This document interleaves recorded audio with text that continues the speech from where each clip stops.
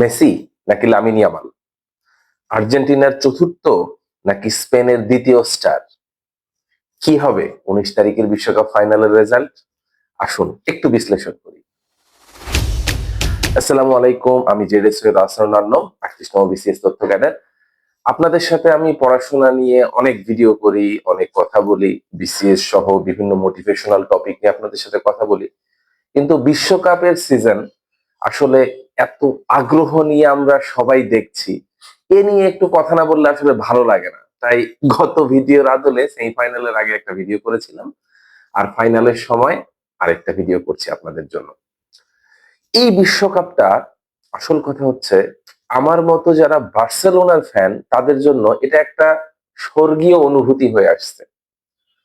দেখুন, আমরা যারা মনে প্রাণে বার্সেলোনাকে চাই, আমরা না মেসিকে হেড করতে পারি, আমরা না স্পেনকে হেড করতে পারি। কেন? কারণ Messi all time Barcelona legend. আর এখন বর্তমান স্পেন দলে 8 জন বার্সেলোনার প্লেয়ার রয়েছে, রানিং প্লেয়ার রয়েছে। এই টিমকে আপনি কিভাবে হেড করবেন? সম্ভব না। ভালোবাসার স্পেন টিম এবং ভালোবাসার আর্জেন্টিনা টিম। তাই কিন্তু একটু যদি আমরা টিমগত আলোচনায় আসি, দেখেন স্পেনের যে অ্যাটাকিং ট্রায়ো রয়েছে, ওদিকে নিকো উইলিয়ামস আসছে ধীরে ধীরে, হাফ টাইমের পরে জয়েন করছে। এদিকে লামিন ইয়ামাল আছে, মিকেল ওয়ারজাবাল আছে, পিছনে একটু পিছনে ড্যানি ওলমো আছে। ড্যানি ওলমো যেভাবে ক্রস দিচ্ছে, ওই পাশে বাম সাইড থেকে কুকুরেয়া আছে, তার পিছনে রড্রি আছে, এদিকে পেড্রি আছে। তো অসাধারণ একটা অ্যাটাক নিয়ে কিন্তু স্পেন যাচ্ছে। এবং সবচেয়ে বড় কথা, স্পেনের যে ডিফেন্স, পাউ কুবার্সি, কুকুরেয়া, এদেরকে ভেদ করা নিয়ারলি ইম্পসিবল। নিয়ারলি ইম্পসিবল কেন জানেন? ফ্রান্সের মতো অ্যাটাক এটা করতে পারেনি, অন্য কেউ করতে পারেনি। বেলজিয়াম একটা গোল দিয়েছে এই টুর্নামেন্টে স্পেনকে, তাও সেটা অ্যাক্সিডেন্টাল একটা ক্রস থেকে একটা হেডে একটা গোল হয়েছে। তো তাহলে আপনি কিভাবে বলতে পারেন যে এই স্পেনকে আপনি ভাঙবেন? এখানেই আসছে মেসি ম্যাজিক।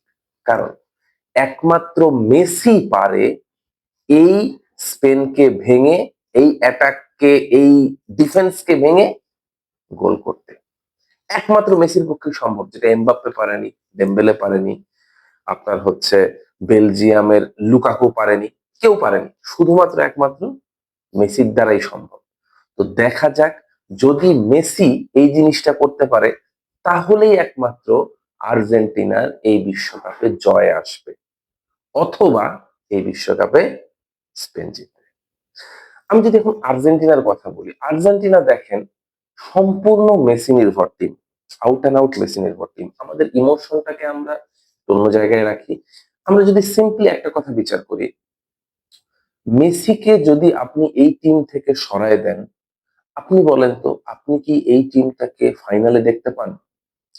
আর কেউ কি সেইভাবে জ্বলে উঠেছিল কোয়ার্টার ফাইনাল আগ পর্যন্ত? কোয়ার্টার ফাইনাল এবং সেমিফাইনালে এসে আপনার এই যে লাউতারো মার্টিনেজ, হুলিয়ান আলভারেজ, তারপর হচ্ছে এনজো ফার্নান্ডেজ, এরা জ্বলে উঠেছে। কিন্তু এর আগ পর্যন্ত কিন্তু সম্পূর্ণ মেসি নির্ভর টিম ছিল। এবং আর্জেন্টিনার এই খেলার সবচেয়ে টার্নিং পয়েন্টটা কোথায়?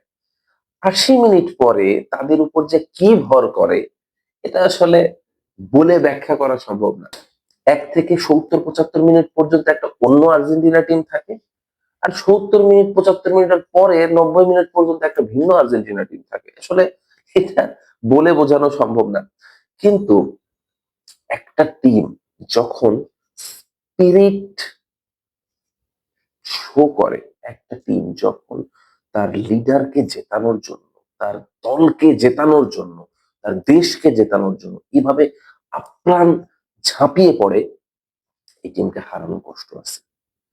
আপনি স্পেন কাগজে কলমে সবচেয়ে ভালো টিম এই দুই দলের মধ্যে, কিন্তু ইমোশনালি বা নিজের সবকিছু বিসর্জন দিয়ে জেতার যে মানসিকতা, এই মানসিকতাটা আপনি আর্জেন্টিনার মধ্যে পাবেন।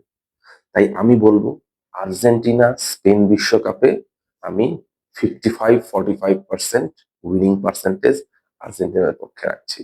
যদিও আমি আউট অ্যান্ড আউট স্পেনের চরম ভক্ত, বার্সেলোনা ফ্যান। স্পেন জিতলেও আমার সমস্যা নেই, আর্জেন্টিনা জিতলেও আমি খুশি। গত বিশ্বকাপ খুব এনজয় করেছি। স্পেন আউট হয়ে গিয়েছিল, দুঃখ পেয়েছি, কিন্তু তারপরে আর্জেন্টিনা জেতার পরে আলহামদুলিল্লাহ। কিন্তু এই বিশ্বকাপটা আবার বলি, আমার মতো যারা বার্সা ফ্যান তাদের জন্য একদম একদম মানে স্বর্গ থেকে প্ল্যান নিয়ে এসে বিশ্বকাপ ফাইনাল আয়োজন করার মতো। তাই আপনি কোন টিমের সাপোর্টার, আপনি কমেন্টে লিখুন।